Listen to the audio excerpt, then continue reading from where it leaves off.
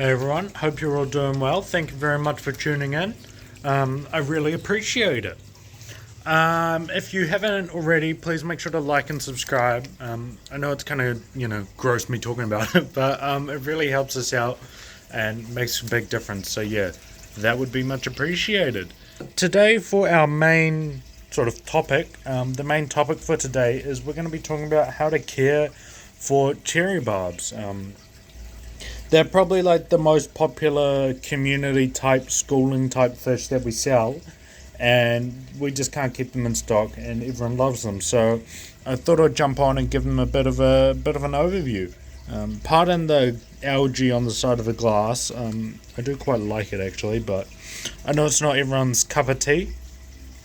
So yeah, I'll show you around the cherry barbs. In this tank, first we have some long fins and some short fins, and then in this tank here we also have some albinos. The only problem is like a lot of these guys are pretty old, like particularly the males. So as you can see, like they're getting a bit droopy and bent and stuff just with old age. I've had them for ages, so it happens. But yeah, so I think the first thing to know about them is the different color. So you'll see like there's these ones here that are like real red, obviously, and then there's like these ones that are like more orange with a yellow belly. So that's what they call the sexual dimorphism. So like the males is the ones that's red, and the females is the ones that's got the white belly. So that's super easy to sex. I mean, you can sex them from like a couple centimeters long upwards. And yeah, it'd be pretty easy to tell males and females. I don't find it matters too much. Like originally this tank had probably about 12 males and about 8 females, and there was never any problems. But probably ideally you'd want to have about a 50-50 ratio, if not better, towards a female. So like maybe 1 or 2 females per male. But they're very peaceful and they have a really nice temperament. A lot of people get scared about them because they're barbs, and when people say barbs, you often think of like stuff like a tiger barb that's going to be crazy. But these guys are super peaceful and really calm. Even though they're barbs, I'd say they behave more like a tetra or something like that. Kind of just keep to themselves. Occasionally the males will spar between themselves, but I mean, that's about it really. So yeah, I think they're the perfect addition to any kind of community tank. They won't be as bright when you first add them, but give them a couple months and they'll really come into their own.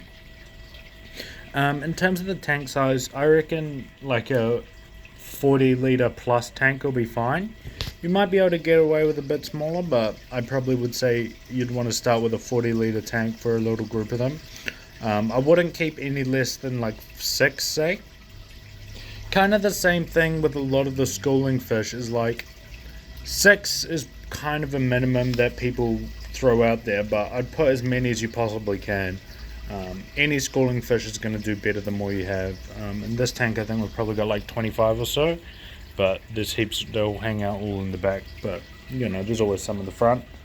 In terms of like your water parameters, it's kind of the same as everything. You want the pH like slightly acidic to slightly alkaline will be fine, so like 6.5 to 7.5 pH. No ammonia, no nitrate, lower nitrates, and you'll be happy. They'll be happy as. They do like some plants, so like having like some plants in like a good hardscape and stuff for them to kind of weave. Like you can kind of see these ones in the back like weaving through it. That's really cool. They really seem to enjoy that. In terms of the tank mates for them, any kind of like community type fish will be fine. Like here in this tank we've got Corridora, we've also got bristlenoses, otocinclus, any of those like catfish type things. Dwarf cichlids, like there's an apistogramma in here, Bolivian rams, like all this kind of thing. Other tetras and barbs and stuff. So things like your cardinal tetras, neon tetras, rosy barbs, like any of that kind of stuff, they'll all be sweet as. They're all very like anything that's not going to beat them up pretty much is going to be fine. They're not going to be the ones to do the aggressing. So the other thing that people often want to know about is the breeding. So the cherry barbs are egg scatterers. So in a tank with a bunch of Java moss and put them in there, and the females will spawn usually at like around dawn.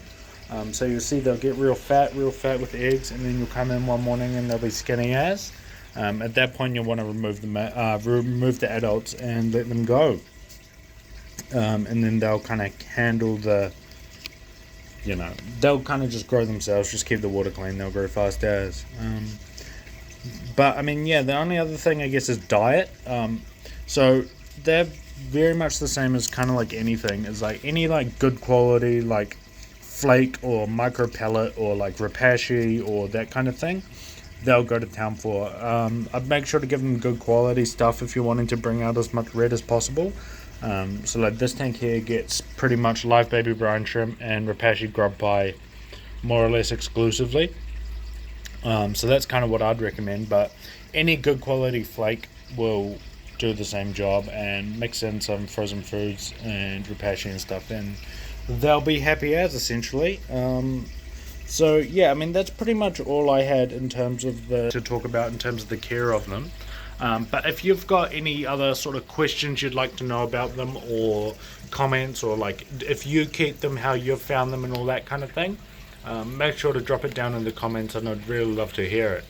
But I mean, to summarize, I think they're a perfect community fish, really beautiful, super popular. Not really any negatives to them, to be honest. So what more could you want? But yeah, I mean, thank you guys very much for watching. If you haven't already, please remember to like and subscribe and all that good stuff, and I will catch you in the next one. See ya!